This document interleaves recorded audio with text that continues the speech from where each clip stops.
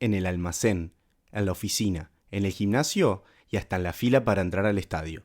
Todos se preguntan, ¿cómo viene la cosa? Un podcast de análisis político.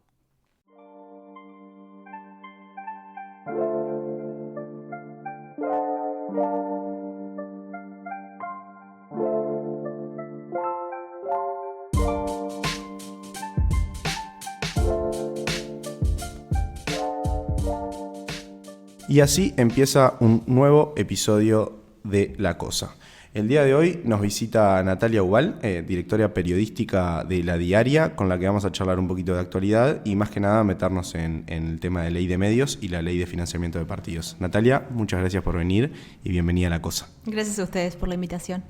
Y obviamente, Mau, como siempre te dejo para el final, bienvenido. Sí, es como lo que corresponde. Gracias, Natalia, por acompañarnos. Es un tema que es complejo, el de la regulación del sistema de medios en Uruguay, y en el cual está bueno conversar también desde tu rol como doble rol, ¿no? Como periodista, que te incluye, también como parte de la organización de un medio como La Diaria, que tiene sus particularidades y que también ha tenido su vínculo con esta ley de diferentes maneras, ¿no? Pero quizá para como un puntapié inicial, para empezar a conversar, sobre todo para el oyente que no tiene por qué estar muy enterado, que esta es una discusión que por momentos se vuelve bastante técnica, bastante de nicho, al menos a mí me parece eso, entender un poco cómo funciona el sistema de medios en Uruguay, ¿no? Como tener una mirada más general de decir cuando se habla de los tres canales tradicionales, poder dar la visión de que no se trata como de canales, solamente canales, ¿no? Sino que hay detrás organizaciones grandes, hay detrás toda una forma de propiedad de los medios de comunicación que tiene una particularidad muy al uruguaya que quizá podemos arrancar ahí, trazando un mapa grueso. Sí, ahí nosotros tenemos un sistema de medios, primero hay que decir, muy concentrado respecto, incluso hasta en comparación internacional. Tenemos un sistema donde tradicionalmente hubo tres grandes grupos económicos, después explico por qué lo digo en pasado, sí. Pero que fueron el grupo Romay, que es el dueño de Canal 4, el grupo de Feo, que fue el dueño de Canal 10, y el grupo Sheck Cardoso en su momento, que ya les digo, ahora se ha desintegrado bastante, pero en su momento fueron los dueños de Canal 12. Eso ha tenido cambios bastante significativos en los últimos años. Hemos visto, por un lado, surgir otro gran grupo concentrado, no sé si decirle gran grupo concentrado, pero un grupo concentrado que es el grupo Magnolio, que está acumulando muchas frecuencias de radio, televisión, pero también, de radio, perdón, pero también compró recientemente al semanario Búsqueda. Y en su momento, también otra cuestión importante a señalar es que los grupos económicos mediáticos en general tienen también otros negocios que son los que dan dinero, porque actualmente los medios de comunicación, a contrario de lo que mucha gente piensa, no son empresas muy rentables. Claro. Incluso los propios canales de televisión no están dando grandes ganancias, no se sabe muy bien sus balances, pero se estima que han perdido, y hemos perdido todos los medios de comunicación en los últimos años, mucho dinero por la huida de la publicidad de los medios, ¿no? Y sobre todo, eso sucede sobre todo con los diarios, porque los anunciantes optan por publicidad programática, que se llama, que es publicidad en las plataformas. Claro. Y entonces, tenemos un sistema concentrado, que si bien ha tenido cambios en los últimos años, sigue siendo concentrado. Y además tenemos un sistema que no tiene una gran diversidad y pluralismo, ¿no? Porque podríamos decir en términos de visiones del mundo, líneas editoriales, visiones ideológicas, etcétera, tenemos dueños de medios que en general tienen una visión como bastante homogénea.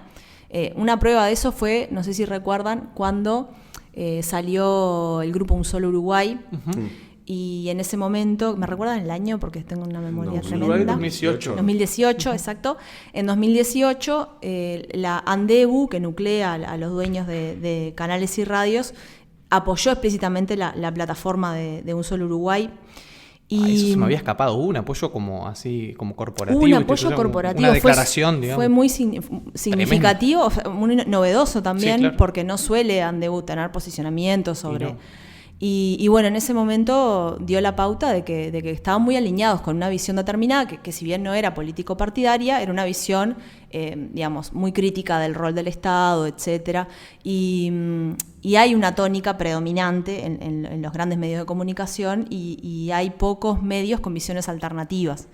Eso igual es una constante, creo yo, en el mundo, ¿no? Sí, en el mundo, por lo menos en América Latina, seguro que sí. Quizá un apunte allí, Natalia, pues, estás hablando eso, incluso esto dentro del sector de lo privado, ¿no? Pero, o sea, las otras patas que pueden componer un sistema de medios también en Uruguay son tremendamente débiles en comparación con otros lados. Me refiero a la parte pública del sistema, a los medios públicos estatales o a los medios públicos sociales, ¿no? Ahí también tenés otro tema que es, bueno, los componentes de este sistema que le podrían dar esa diversidad existen y resisten, como se dice, pero tienen una participación muy marginal si uno los ve en el conjunto, ¿no? Por lo menos en lo que hace a televisión o en lo que hace Claro, en términos de audiencias tiene una participación muy marginal y en el caso claramente del Canal 5 los distintos gobiernos de distintos signos nunca han querido darle la importancia que estaría bueno que tuviera por ser los medios públicos en otros países juegan roles muy importantes Sin en duda. esto que decíamos, ¿no? Del pluralismo, la diversidad,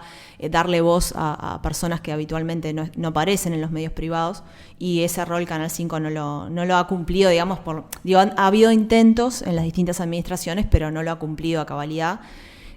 Sí ha habido como un esfuerzo recientemente en los últimos años, un poco más de esfuerzo presupuestal y de otro tipo y de imaginar contenidos nuevos en el canal capitalino en TV Ciudad. Pero bueno, también sigue siendo como todavía respecto a la participación en el total de las audiencias, sigue siendo bastante marginal, o sea, no son de los medios más vistos, ¿no? Claro. Si bien en el caso de TV Ciudad ha alcanzado picos de rating con algunos programas en particular, en realidad en el total, si uno mira la participación de audiencia, siguen predominando los canales privados. Claro. Como para avanzar un poco en el tiempo hasta lo más actual, sobre la nueva ley de medios que viene a hacer unas modificaciones que despertaron reacciones en varias asociaciones de todo tipo, obviamente en el Frente Amplio que se manifestó en contra. Más o menos, como para hacer un resumen, ¿qué son los cambios que viene a traer y por qué, leyendo y escuchando a los especialistas, qué es lo que se le critica a esto, que aparte se hizo muy rápido, ¿no? Fue en una sesión de senadores y salió todo muy rápido, ¿no? Sí, sin pasar por comisiones, que es donde en general todas las leyes reciben la visita de expertos, de especialistas, de los catedráticos de la universidad, de las universidades, etcétera, y bueno, se jopearon toda esa parte. Sí. Sí, recordemos que hubo varios intentos desde que asumió este gobierno por cambiar la ley de medios. Los primeros intentos apuntaron a directamente derogar la ley vigente. Hubo incluso un proyecto que proponía derogar la ley vigente y hubo mucha crítica porque eso significaba que volvíamos a la legislación de la dictadura. Recordemos que hasta la aprobación de la ley de medios vigente en 2014 teníamos una legislación que era de la dictadura militar. Y entonces eso generó muchas críticas y finalmente se envía este proyecto que es bastante distinto que derogar la ley de medios. Pues se acuerdan que en aquel momento... Eso estaba en la LUC, ¿no? Primero vino la LUC, se sacó de la LUC, después era una ley de rendición de cuentas, se sacó. Y se sacó. Y recuerden que el actual oficialismo, en su momento cuando se aprobó la ley de medios, decía que no era necesario una regulación. Entonces esto es en cierta medida un cambio de postura en primer lugar, ¿no? Y además, ¿cuáles son los cambios? Bueno, hay varios cambios, voy a mencionar algunos. Sí. La cuestión de la concentración mediática duplica el límite de licencias que se puede tener de radio y televisión, y que antes en la legislación actual era de 3 y ahora pasa a ser 6 en total. Y después otro cambio importante y establece algunas diferencias con el tema concentración, por ejemplo, que vos si sos cónyuge o concubina de un titular de servicio de comunicación audiovisual, podés ser dueño de medios y en la ley vigente no podrías. Claro. Sí, porque Entonces, se consideraba por la ley vigente que en ese caso, o sea, hay una propiedad que más o menos está dentro del mismo grupo familiar, porque personas que componen un mismo hogar, digamos, tendrían dos licencias o más de las licencias permitidas. que parece bastante razonable, además. Sí, es como evidente. Y bueno, hay directamente beneficios económicos para los canales. Se elimina el canon, el pago del canon por el uso de frecuencia, que también es bueno decir que el Frente Amplio, si bien aprobó la ley de medios, nunca lo puso en práctica, el cobro del canon. Es decir, tenía una ley desde 2014, pero nunca les cobró a los canales por el uso de sus frecuencias. Recién cuando perdió las elecciones, en 2019, empezó a mandar telegramas colacionados. Como de quemado, es como tu ex cuando te dice, che, devolveme esa. Me voy a ir con la peor de las ondas. Claro, dejé unas chancletas en tu casa, tráemela. U otra lectura es, bueno, ya no tengo por qué ser amigo de los medios, puedo pudrirla. Bueno, empezaron a mandar eso, no tuvo ningún efecto práctico porque inmediatamente cambió el gobierno y detuvo esos procesos. Entonces nunca pagaron el canon que estaba establecido en la ley de medios. Después otro cambio es que cambian completamente la institucionalidad. Natalia, te hago una puta ahí, perdón, para no interrumpirte más adelante. Hablando de cosas que no se cumplieron de la ley de medios, porque ahí abriste un abanico que es importante. La ley de medios vigente, la del 2014, tiene también otros elementos que... hay que recordar en ese momento lo que costó en el Frente Amplio consensuar una ley de medios. Fue una ley recontra discutida que estuvo por naufragar varias veces, fue y vino. Tenía, en el momento recuerdo que era el ministro de Industria Kramerman, después estuvo Daniel Martínez. O sea, fue una ley súper compleja. Aquellas declaraciones de Mujica, si me mandan una ley de medios la tiro a la papelera. Pero ahí hablabas de que nunca se cobró el canon. Tampoco nunca se persiguió la concentración que excedía los límites de la ley, porque la ley actual que tiene esos límites de 3 señales, tampoco nunca hubo enforcement, dirían los gringos, respecto a eso, porque como vos decís, ya existen grupos que generaron una situación de hecho por fuera de la ley, pero nunca les cayó un cedulón o alguien diciendo en la casa, che, usted no puede tener más de esta frecuencia, ¿no? Lo estás hablando con el tema del grupo Magnolio, que creció bajo la sombra de los gobiernos del Frente Amplio, o sea, creció ahora, no es algo que venía de antes, y que bueno, y que sigue comprando radios y nunca pasa nada. Sí, exacto. Bueno, de hecho, entre el paquete de telegramas colacionados que mandaron desde la URSEC, ni bien el Frente Amplio perdió las elecciones, pero todavía estaba en el gobierno, incluye un telegrama al grupo Romay, que estaba súper pasado de frecuencias, era el que tenía más frecuencias, el más concentrado, exigiéndole que se desprendiera de las frecuencias, o sea, cuando no había ya tiempo y el gobierno ya se estaba yendo. Pero bueno, sí, efectivamente eso nunca se cumplió tampoco. Y hubo total tolerancia con la concentración, o sea, no se aplicó la ley en definitiva. Y otra cosa que no se aplicó la ley es en el organismo regulador, que se acuerdan que se llamaba Consejo de Comunicación Audiovisual, que nunca se conformó. El argumento del Frente Amplio es que, bueno, no consiguió las mayorías necesarias en el Parlamento para conformarlo. Y bueno, y en parte es cierto, digamos, porque se precisaban mayorías especiales y nunca se obtuvieron.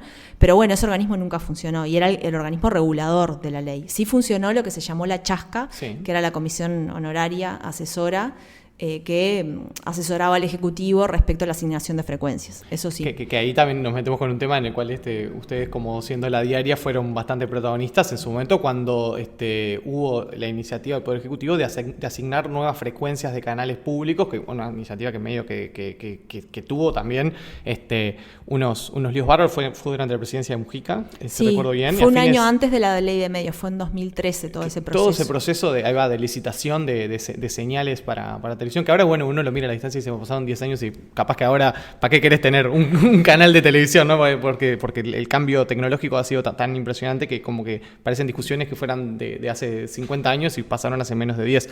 Pero también ahí hubo toda una cuestión en la cual por lo menos daba la idea de que los gobiernos del Frente Amplio no tenían una política clara de comunicación, una política de medios, una claridad respecto a qué querían hacer, y las diferencias en la interna de los gobiernos del Frente eran tremendas, y ese proceso que por decir algo fue por lo menos muy desprolijo, ¿no? Y que incluso generó mucho daño entre actores que eran cercanos a la izquierda, ¿no? Sí, lo primero que hizo el Ejecutivo del momento en ese año fue no exigirles a los canales actuales que presentaran proyectos comunicacionales, en serio exigirles, porque recuerdo en su momento Canal 4 que presentó 2 hojas, era como una burla. Sí, les renovó automático, a los que ya tenían. Era una renovación, claro, les pedía que presentaran una cosa como medio que por cumplir, pero en realidad era una renovación automática. cuando bueno, no correspondía, ¿no? Era una especie como de derecho adquirido cuando justamente la propuesta, el espíritu de esta, digamos, este llamado no tenía que ver con eso. Y después, si quieren, hacemos otro podcast de por qué fracasaron esos canales de televisión digital, porque es una larga historia y algún día se contará, digamos, con todo lo que sucedió. Pero la verdad que fue sí, bastante frustrante, sí, bastante lamentable todo el proceso, cómo se manejó. Y ya marcaba este antecedente, ¿no? De que la relación que tenía la izquierda en temas de una política hacia los medios de comunicación era por lo menos desprolija, ¿no? Por lo menos con una falta de rumbo y de claridad. Claro, notoria. falta de rumbo, ¿no? Claramente, porque en realidad la ley de medios fue fruto de la iniciativa de algunas personas que sí saben de medios, que están cercanas a la izquierda, que lo impulsaron, lo promovieron, hicieron fuerza para que saliera, pero había mucha gente que no estaba convencida dentro del frente. Bueno, lo mencionaste recién, Mujica era uno de ellos. Y entonces eso se reflejó la falta de voluntad política después en la aplicación de la ley. Claro, es lo que está diciendo. Se aprobó una ley que era una ley bastante mastodónica, digamos, una ley enorme, con muchos artículos, que algunos artículos sí pudieron entrar en vigencia y tienen efecto hasta el día de hoy, y son cosas que uno puede considerar, evaluar positivamente, ¿no? Respecto al cumplimiento sobre temas de discriminación, respecto al cumplimiento sobre campañas de bien público. Ha habido algunas cosas que de la ley que se pudieron aplicar y que están vigentes, pero bueno, vos mencionás 2 o 3 que son muy centrales, como este tema de efectivamente limitar la propiedad de medios y todo el capítulo referente al otro que decías antes, que ahora me olvidé. El organismo regulador. Exacto, el organismo regulador, que eran aspectos muy centrales y que están vigentes legalmente, pero que no tienen ninguna aplicación en la realidad cotidiana de los medios de comunicación. Sí. Yo hoy leía a Fabián Werner, creo que salió en una nota en La Diaria, que hablaba de como legalizar lo que ya se venía haciendo, o sea, no se cumplía la ley y estos cambios vienen a, que todo esto que ya se está haciendo, vamos a ponerlo dentro de las reglas, un poco así, ¿no? Sí, es un poco así y todavía no hemos dicho lo peor de esta ley, que, no sé si es lo peor, porque es verdad que quizás tenga simplemente una importancia simbólica, porque es una cosa totalmente inaplicable. Estamos hablando del aditivo de cabildo abierto, que le dice a los medios que tienen que ser equilibrados, plurales, etcétera, imparciales, respecto a la comunicación política, aparte lo sesga de esa forma. Y qué bueno que ha sido cuestionado por la Asociación de la Prensa Uruguaya, por CAIFO, seguramente va a ser cuestionado por organismos internacionales si esta ley. Sucedió, ¿no? Ahora, justo, si no lo leíste, salió en La Diaria. Salió que la Corte Interamericana de Derechos Humanos y la Sociedad Interamericana de Prensa, ambas en redes sociales, ya se manifestaron diciendo, instando directamente a la Cámara de Representantes a no avanzar con este artículo porque pone en serio riesgo la libertad de expresión. Claro, ¿no? La Institución de Derechos Humanos también se pronunció. Pero ahora, el proyecto pasó a diputados y solo pueden o darlo para atrás o avanzar, no pueden modificar ese artículo. Exacto, y ha sido muy lamentable desde mi punto de vista la postura de algunos legisladores oficialistas diciendo nosotros estamos en contra, pero hay que votarlo por esto justamente, porque es un paquete y qué lástima, cuando en realidad están votando un artículo totalmente antidemocrático que afecta a la libertad de prensa y de expresión y lo hacen y no se les mueve un pelo, ¿no? Me parece bastante lamentable. Me parece que está la esperanza en el oficialismo de que la calle Pou vete este artículo, que lo puede hacer, o sea, puede vetar parcialmente, puede vetar un solo artículo de la ley. Y en ese momento yo creo que está bueno estar atentos a que en realidad esta ley tiene otras cosas muy complicadas, digamos, no quedarnos contentos porque se vetó este aditivo, claro. Que ya digo, desde la propia URSEC dicen que no es aplicable, porque cómo vas a controlar y qué vara tenés para medir, claro, que un medio es imparcial o no es imparcial, le vas a medir los minutos. Esto es una cosa que discutimos mucho a nivel académico, o sea, claro, ¿qué significa el equilibrio? Es una cosa muy compleja de medir y ahora estás proponiendo legislar, que haya un organismo que controle eso, es una locura. Además, cuando te metes con piezas concretas periodísticas, por ejemplo, un artículo de opinión que sale en un medio, o sea, si es un artículo de opinión, ¿cómo le vas a exigir que sea plural, que sea imparcial, que contemple todas las visiones? Bueno, entonces no podrías tener editoriales, no podrías tener artículos de opinión. Es absurdo, es totalmente absurdo, claro, pero es increíble que nos estén empujando a tener este tipo de discusiones que parecen surreales, ¿no? ¿Sabes qué pienso, Natalia, respecto a eso? Que lo veo mucho, es una estrategia que es bastante habitual de las extremas derechas en el mundo, que es te meto algo que es totalmente absurdo porque sabemos y te tenés que pelear contra eso, ¿no? Entonces es lo que vos decías, o sea, el resto de la legislación tiene muchísimos problemas y podemos seguir desarrollando sobre eso, pero pongo un artículo que es particularmente terrible, absurdo. Para oscurecer lo otro. Entonces, claro, diría Jaime, me quedé de los conciertos de... entonces tenemos que, claro, reaccionar frente a eso y la batalla se da ahí. Y probablemente ganes esa batalla, porque algo tan terrible no va a pasar, o sea, yo no veo aplicable eso en Uruguay, de alguna manera u otra, ya fuera por la vía legislativa, por la vía del veto, por la vía de la Suprema Corte de Justicia, por algún lado eso va a caer. Pero claro, el resto del edificio queda parado. Es una estrategia, ¿no? Si te meto en una ley enorme, cosas que son terribles, como se hace con las leyes de presupuesto muchas veces, ¿no? Te ofrezco una partida presupuestal tan irrisoria que, bueno, que terminamos transando en algo que hasta capaz que está pactado a nivel de los grandes dirigentes, ¿no? Guido Manín Ríos, la calle Pou, yo no sé, no tengo información, pero eventualmente hasta puede ser una estrategia que esté pactada y Manín Ríos queda bien porque le da su base de cabildo abierto, que se acuerdan que había presentado un proyecto bastante nefasto respecto a los medios de comunicación, era mucho peor incluso que este aditivo y no salió, pero entonces de esa forma cabildo abierto queda contento y la calle Pou va a quedar como un CRA vetando este aditivo, ¿no? El defensor de la libertad de expresión. Entonces es un ganar-ganar y puede ser. Que es un juego más de policía bueno, policía malo, ¿no? Como en las películas de Hollywood, porque sí, es algo que no es inaplicable. Igualmente, también es jodido ese argumento de cuando viene por parte de la gente que va a votar ese proyecto, decir, no, pero esto no se preocupen porque es inaplicable, pero no sé qué, porque también a decir, bueno, a ver, si queda escrito, Exacto. está en la ley. Si es tremendo. Es una mancha para la legislación uruguaya en términos de democracia, de libertad de prensa, no es una cosa menor, queda escrito en una ley. No, además las leyes están justamente para detener la probidad de los hombres, como decía Artigas, ¿no? Digamos, es veleidosa la probidad. Claro, es veleidosa la probidad de los hombres y solo la ley puede ponerle freno. Bueno, la ley no puede dejar al margen de una discrecionalidad una cosa así cuando puede pasar que un gobierno con otro signo político, no pienso en este gobierno, pero otro gobierno diga, perfecto, esto está vigente, vamos a armar este consejo, va a estar integrado de tal manera, va a tener tal directiva, va a tener tal instrucciones de funcionamiento. Eso puede suceder si hay un artículo que lo permite. Puede haber un decreto luego que haga reglamentar ese artículo, ¿no? Se abre una caja negra que bueno, que esperemos que no suceda, pero lo decía bien Fer, que cuando esto se trate en Cámara de Diputados, no sé, quienes estén escuchando este episodio, capaz que esto ya pasó o capaz que no, ahora estamos en un momento bisagra, este artículo va a quedar vigente porque el compromiso está, lo van a votar, o sea, no van a echar para atrás un acuerdo porque ya dijeron desde el Partido Nacional que se abrió una ventanita de oportunidad para sacar una ley que para el gobierno es muy importante y que no tenían los votos hasta ahora, porque Cabildo Abierto no había transado en nada. Cabildo Abierto finalmente con este artículo transa todo lo demás, con lo que también dice que no está de acuerdo, con el tema de la concentración, con el tema de la extranjerización, punto que no tocamos, el tema del negocio del internet, también que compromete a Antel, pero bueno, parece que transaron con esto, así que los votos de la coalición de gobierno van a estar. Sí, eso seguro, van a estar. No, y justo ahí nombrabas lo de la extranjerización, que sacan al límite de que los accionistas pueden ser mayoritariamente extranjeros, ¿no? Hasta ahora había como una cuota que en realidad tendría que ser uruguaya, ¿no? Sí, y en un contexto en el que el grupo Clarín está tratando de penetrar fuerte en Uruguay, ¿no? Y tenemos un grupo argentino que compró el diario El Observador. Recordemos igual, para que la gente no se confunda, que la ley de medios no regula a la prensa escrita, regula a las radios y los canales.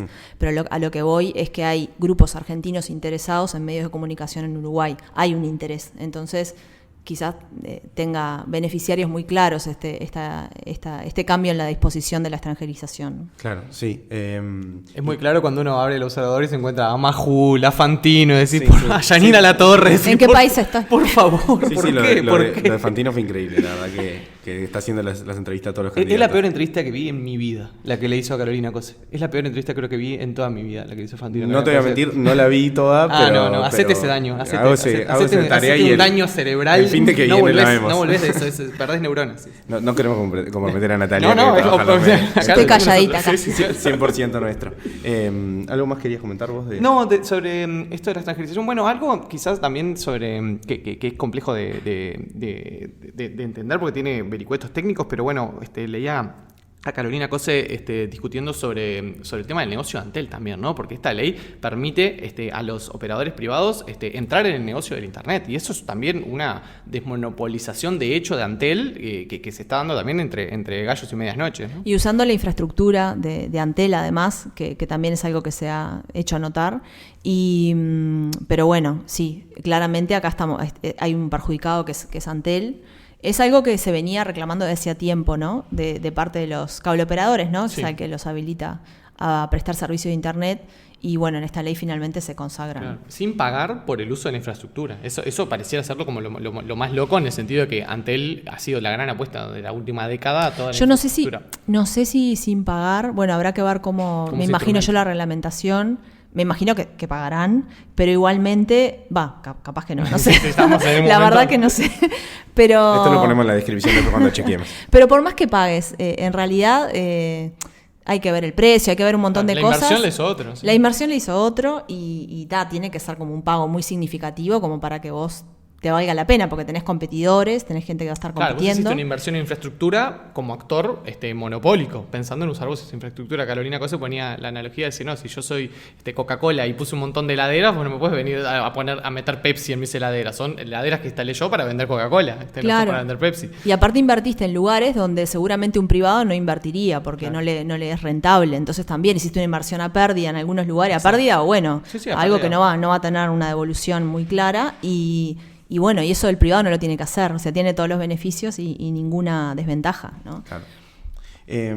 ¿Les parece pasar al otro gran tema que tiene en estos días, que es el tema de la ley de financiamiento de los partidos?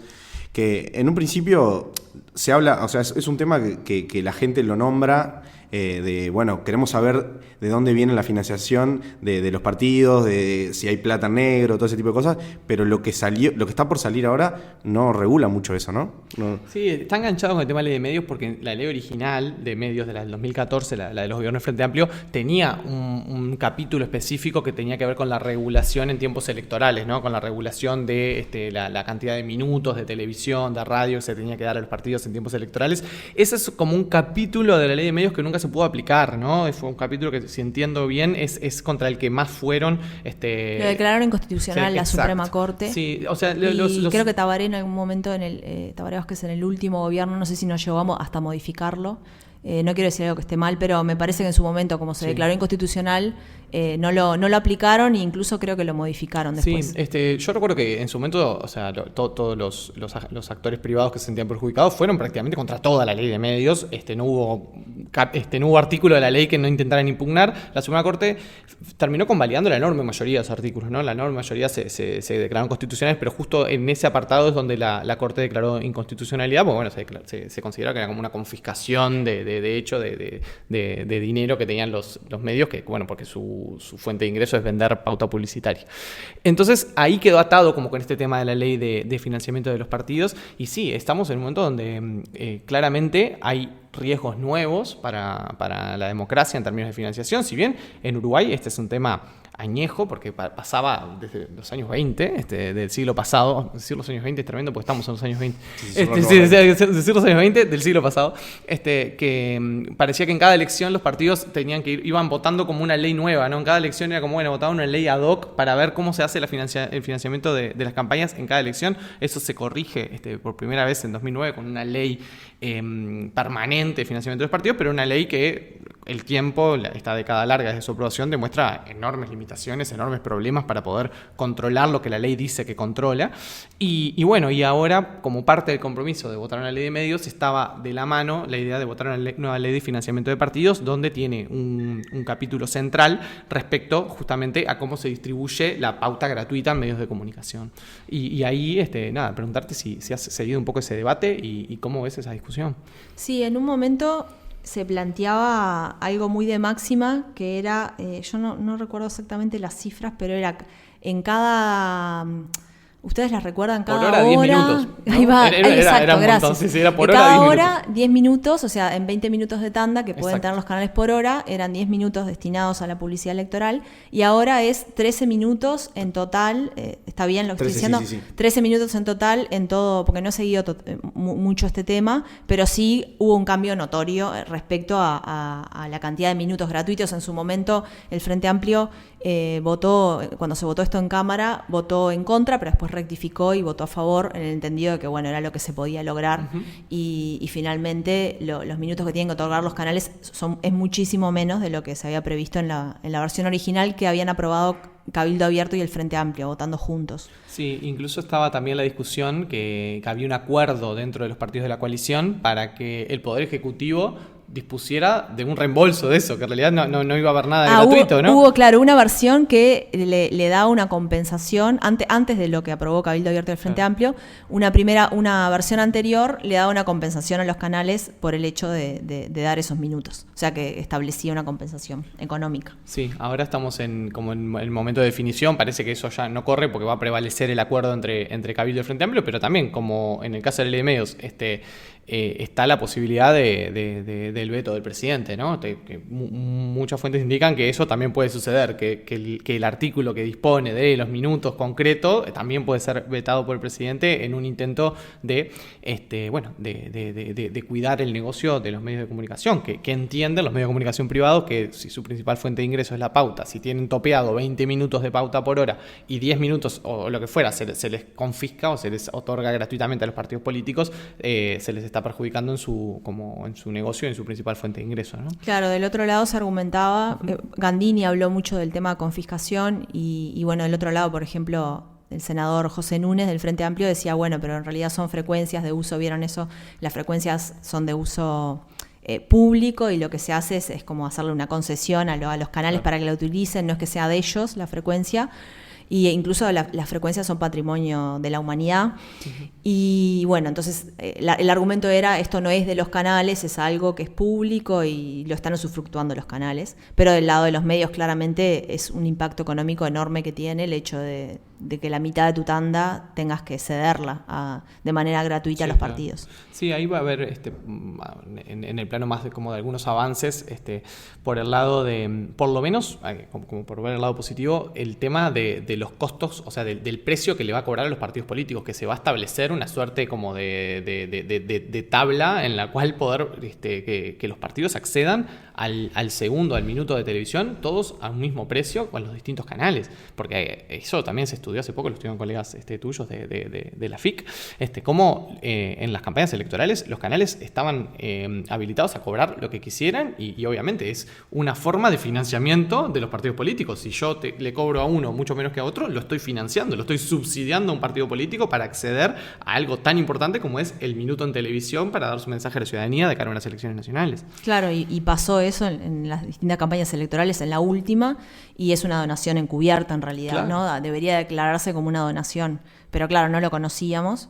Y en ese sentido yo creo que hay algunos avances en esta ley de financiamiento. Otro avance, algunos pequeños avances, después habrá que ver cómo se aplica, pero otro avance es que hayan metido para adentro al Tribunal de Cuentas para controlar, porque la Corte Electoral no tiene funcionarios, no tiene capacidad para controlar, de hecho no ha controlado esta ley. Han salido muchas cosas en prensa que dan cuenta de irregularidades y la Corte Electoral no las vio, no las pudo controlar.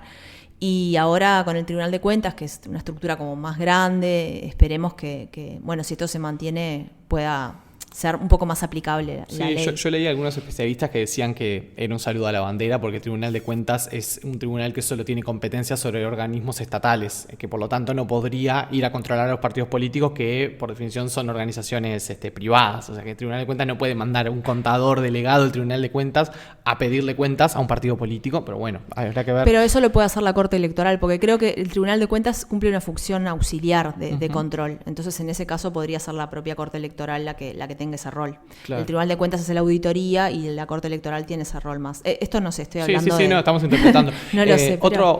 Otro apunte allí era el tema del registro de las transferencias, ¿no? De que se hiciera por medios electrónicos, que por lo menos los ingresos, las donaciones, que se establecen algunos topes nuevos, que por lo menos que hasta ahora no había. Por ejemplo, los candidatos a la presidencia no tenían ningún tope de cuánto dinero podían poner para la campaña electoral en la ley del 2009. Poner ellos. Exacto, personalmente, y ahí estaba, obviamente sucedió el fenómeno Sartori, el fenómeno Novik primero, que bueno, que era como, entró un millonario a la política, hold my beer, ¿qué millonario? Entró Sartori y le dijo, este es un millonario de acá, de la cortita.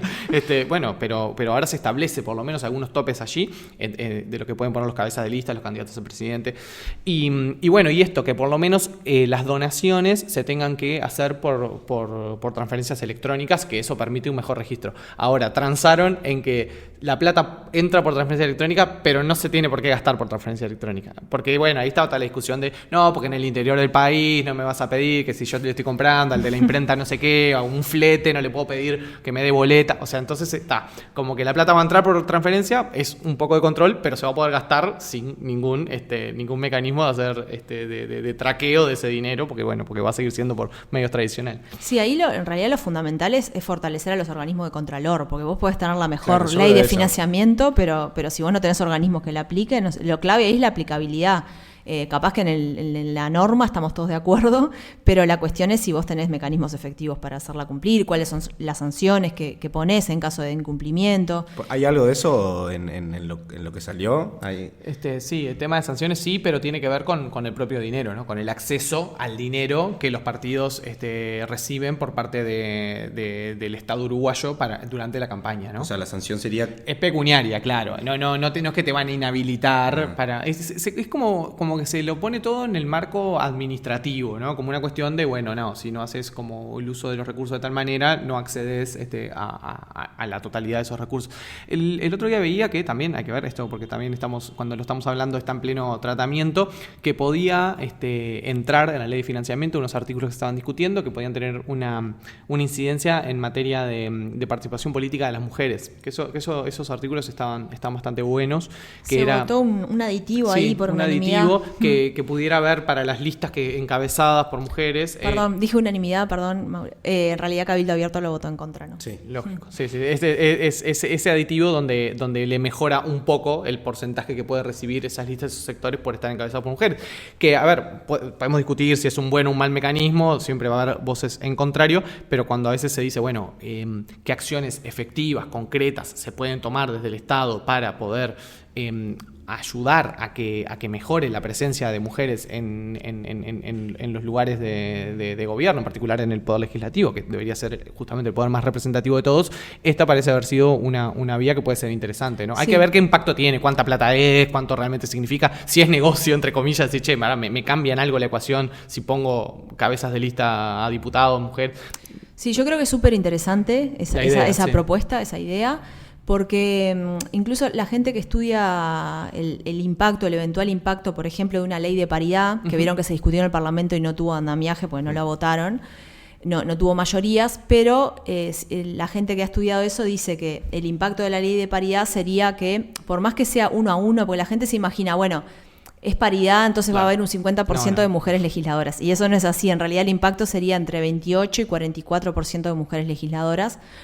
Y eso tiene mucho que ver con las cabezas de lista, ¿no? ¿Quién encabeza la lista? Porque en muchas listas entra solo uno. Claro. Y entonces me parece súper interesante, ¿no? esta medida, porque ahí estamos hablando de encabezar listas y te doy dinero si encabezas listas, y por la plata baila el mono, ya lo sabemos. Por eso habría que ver después qué efecto tiene, si esto se termina consagrando y si no le encuentran la vuelta, porque con el tema de burlar las leyes de paridad tenemos partidos políticos que son particularmente creativos e innovadores en las formas que encuentran para burlar este tipo de legislación. Pero bueno, son temas que van de la mano, ¿no? Y el de ley de financiamientos, al menos pareciera que hay un acuerdo para que la ley del 2009 mejore un poco en su capacidad de control y en los límites que pone al financiamiento privado de la política. Creo que eso me da la impresión que en los últimos años, y me refiero a los últimos 2 o 3 o 4 años en Uruguay, también aumentó el temor de la clase política por el tema de la irrupción del narcotráfico en Uruguay como un problema mucho más central, mucho más serio del que venía siendo, más allá de que no es nuevo el narcotráfico en Uruguay.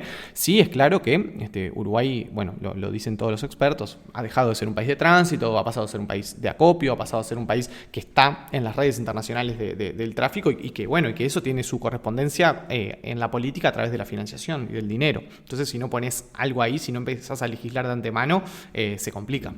Sí, sí. También va acompañado de endurecer un poco la legislación respecto al tema lavado de activos. O sea, tiene muchas componentes en los que lamentablemente en los últimos años se ha retrocedido, ¿no? En lugar de avanzar. Y bueno, nada, en realidad no sé si se soluciona con una ley de financiamiento, pero sí es un componente importante. Y empezar a tener mayor transparencia en estos procesos y poder conocer realmente de dónde sale la plata. Y además hacer cruces también como se hace en otros países con los beneficiarios de las licitaciones, ¿no? Toda esa pata después de quién se beneficia de ese dinero que se obtiene. No tiene que ver esto con el narcotráfico, pero es importante también, ¿no? En ese proceso. Sí, ahí está empezando a haber una discusión muy interesante para mí, que es bien nueva en Uruguay, que en el mundo ya tiene un siglo por lo menos, pero en Uruguay llegó bastante tarde, que es una posible legislación sobre el lobby, ¿no? Sobre la actividad del lobismo, de los lobistas, que en Uruguay esa es como una mala palabra, tenemos un tabú respecto a eso, porque siempre está la noción del lobby como intentar ejercer presión de manera espuria para conseguir un resultado, para conseguir beneficios particulares, pero que en el mundo en países más avanzados, Estados Unidos es el caso arquetípico, el lobby es una actividad fuertemente regulada y que tiene enormes beneficios que así sea, ¿no? Porque hace que, por ejemplo, las agendas de los políticos sean públicas, que las agendas de los gobernantes sean públicas, que si vos te vas a reunir con quien sea, eso tiene que estar registrado, y que si te agarran en una reunión que vos no tenés agendada y no está públicamente, eso es un delito para ambos, para el privado y para el gobernante, que hay actores que tienen que tener una licencia para ejercer el lobby. El lobby es una actividad profesional, o sea, si vos sos lobista, quiere decir que sos un intermediador de intereses, tenés que estar registrado, tenés que tener un montón de declarar todos tus conflictos de intereses, tus incompatibilidades, o sea, hay un enorme campo ahí para avanzar en transparencia entre los vínculos entre el gobierno y las figuras del gobierno con el sector privado, y que en Uruguay todo eso es un terreno completamente oscuro, ¿no? Donde el lobby se hace, como dice el presidente, bueno, en un asado, o tomándose un whisky en el bar, y eso no es así en el mundo, ¿no? Sí, totalmente. A veces, bueno, hace poco creo que fue Jorge Díaz, el ex fiscal de Corte, que lo planteó en una entrevista a La Diaria, que habría que regular este tema del lobby. Uno a veces tiene algún indicador por ejemplo, las organizaciones o las instituciones, las empresas, lo que sea, que invitan los legisladores al Parlamento y dice, mira, este parlamentario tiene vínculos con tal organización o con tal empresa porque los invita frecuentemente al Parlamento. Pero es lo único que tenemos como indicio los periodistas, por ejemplo, que estamos revisando habitualmente esa documentación, para saber un poco dónde están esas conexiones y esos vínculos, ¿no? Tenemos pocos indicios y sería buenísimo poder tener, ni que hablar, una agenda pública de nuestros legisladores. Claro. Y de todos los gobernantes hay, y bueno, y también uno lo ve cuando mira un poco en el sector privado, vos que estás en el palo de la comunicación y eso, como cada vez más empresas privadas grandes, importantes, tienen contratado un montón de gente trabajando en sus áreas de relaciones públicas, en sus áreas de asuntos públicos, en sus áreas de comunicación, de incidencia política, de relacionamiento institucional, todas esas palabras que suenan muy bien y que está bien que las empresas tengan esa profesionalización de esos campos. Bueno, son profesionales que están para eso, están para incidir, están para buscar los márgenes de interacción con los gobiernos y bueno, y todo eso está librado a la ética y a la buena voluntad de los actores públicos y privados, que uno no tiene por qué pensar que no sucede de esa manera, ¿no? Puede ser que perfectamente se esté ejerciendo con ética y con buena voluntad, pero bueno, nuevamente, ¿no? Estamos ante la veleidosa probidad de los hombres y mujeres que trabajan en esas áreas. Sí. Como para cerrar, preguntarte, Natalia, en términos más generales, está como esta mirada en estos últimos días, al menos yo lo he escuchado mucho, de que está fría la campaña, de que es una campaña quieta, fría. Vos ahora estás como en otros roles, no estás como directamente escribiendo sobre la campaña electoral, por lo que entiendo, pero sí tu mirada como periodista, como al frente de un medio de comunicación y de trabajar con todos los periodistas de La Diaria y con el resto de la gente con la que te vinculás. ¿Cómo estás viendo esta campaña electoral? Está como fría, ¿no? Porque falta un mes para las elecciones internas y uno tiene la sensación de que no pasa nada. De que no pasa mucha cosa, ¿no? Aunque pasaron algunas cosas, ¿no? Tuvimos todo el episodio de la denuncia falsa contra Orsi, tuvimos... Carolina Cose presentó sus grupos programáticos, los distintos precandidatos algunos de ellos presentaron programas o propuestas programáticas. Y bueno, han hecho recorridas por el interior del país, por distintos departamentos, pero... en términos como, por ejemplo, que pasaba en otras campañas, que había como o temas centrales o cruces en torno a distintos temas, no se nota tanto que los haya. No sé si tienen la misma sensación, pero... Sí, justo la semana pasada hablábamos, vino Maca Saavedra para hablar de Tolo Iturralde, y hablábamos de que la campaña más que nada fueron los escándalos que hubo, y no se habló mucho de programas ni de agenda que van a tener, y que cada vez falta menos. Y hoy leía a Fito Garcés que usaba la misma palabra de que está fría, de que la campaña está fría, y realmente el público como creo que no tiene a mano las propuestas muy claras de los o sea, de los que se presentan para gobernantes, ¿no? Es que no se debate sobre propuestas, ¿vieron? No estamos debatiendo sobre propuestas. Esto nada, pasa en otros países también, sí. Y vino a Uruguay, llegó a Uruguay finalmente, que estamos debatiendo sobre temas superficiales o esto de los escándalos en los que venimos hace muchísimos meses ya, no sé hace cuánto tiempo, pero los escándalos sucesivos que, todo gira en torno a esos escándalos. Bueno, fue el caso Penades también en su momento, fue Astesiano, fue Marcet, eso ya no en campaña, pero venimos así hace cuántos meses y parece que seguimos en la misma lógica, ¿no? Es un poco extraño, porque no hay grandes cruces entre precandidatos por cuestiones más programáticas, como los hubo en su momento, ¿se acuerdan? Hace mucho tiempo, cuando, no sé, Sanguinetti le echaba en cara a Tabaré Vázquez que quería aumentar los impuestos. Que era un marxista. Exacto, sí, bueno, además de que iba a traer a los comunistas, no sé qué, pero era algo ideológico, era un debate era un debate de fondo. Y acá, por más que estuviera, digamos, recubierto de toda esta cuestión para asustar a la gente, pero en realidad era algo, de fondo, debatir sobre el cambio en el sistema impositivo. Ahora no tenemos una propuesta así de fondo que uno diga, estamos debatiendo sobre...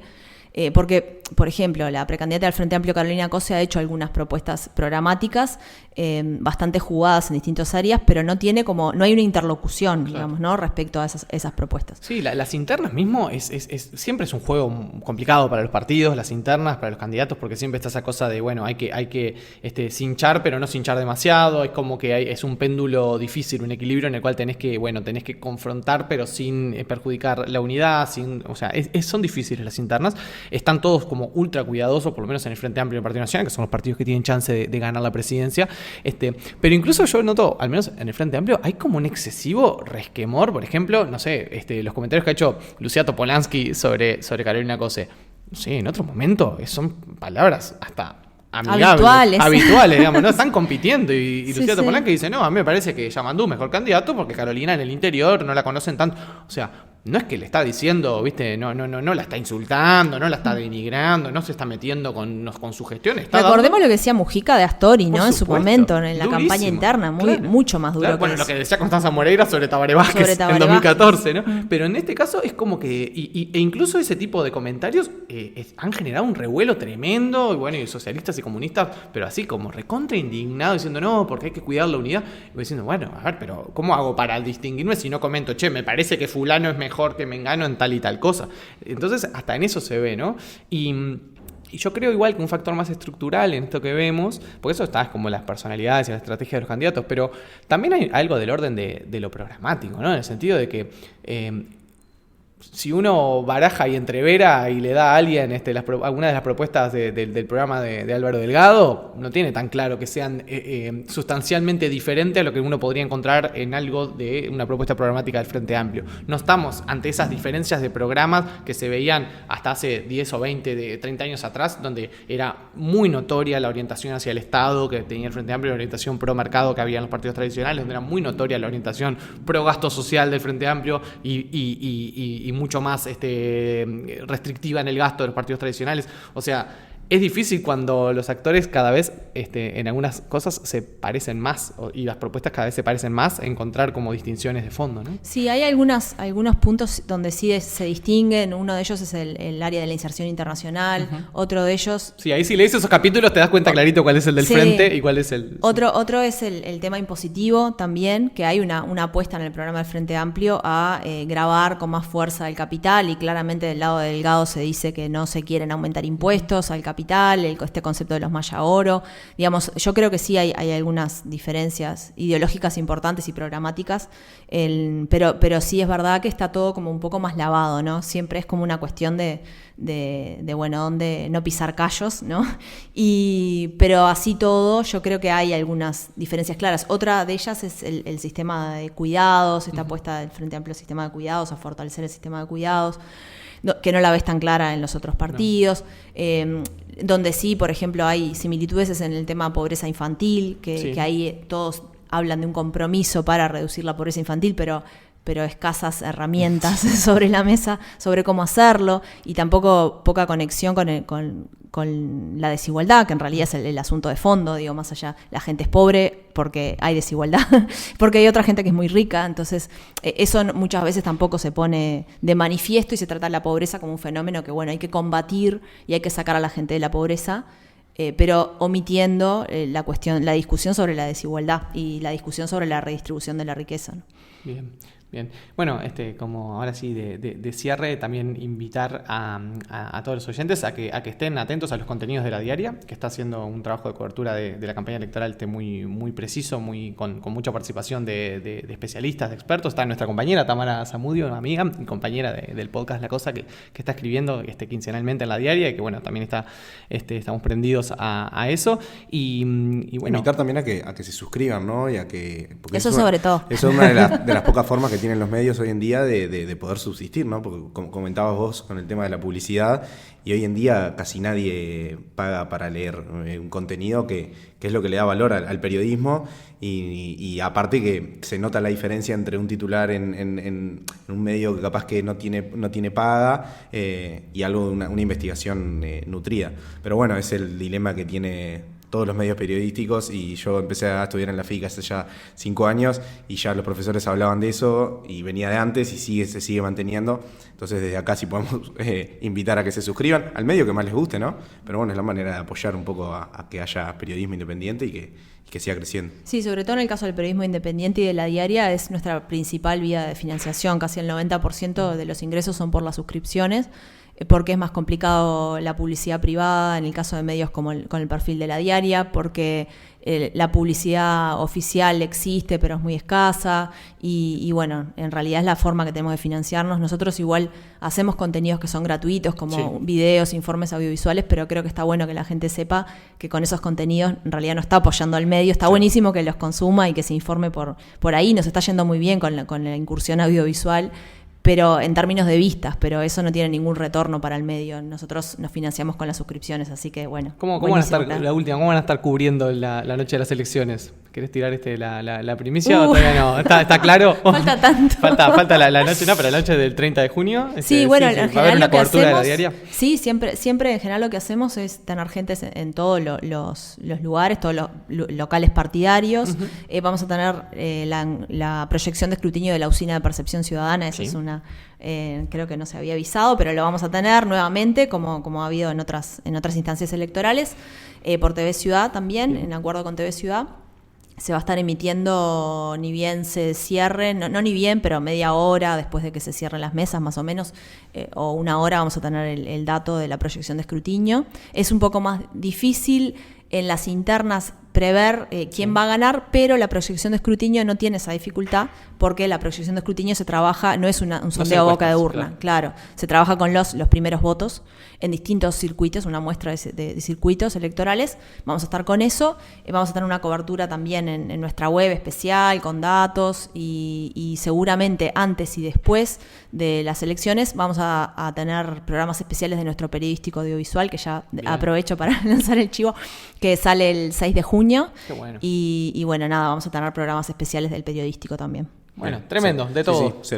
Cuando salga se lo compartiremos en nuestras redes, y bueno, esperemos que sea una una jornada electoral que esté buena y que por lo menos se discuta algo de programático, ¿no? Para más adelante, ya pensando en octubre y noviembre. ¿Algo más que quieras agregar, No, ya Mau? está, Natalia la decimos Sí, venir sí. hasta acá, Sí, sí, le decimos- hablar de todos los temas. Sí, después de un día largo Sí, de sí, trabajo, sí. así que primero que nada, gracias. Y bueno, quizás más adelante en el año nos puedas visitar de nuevo. Así que bueno, Sí, encantada cuando quieran.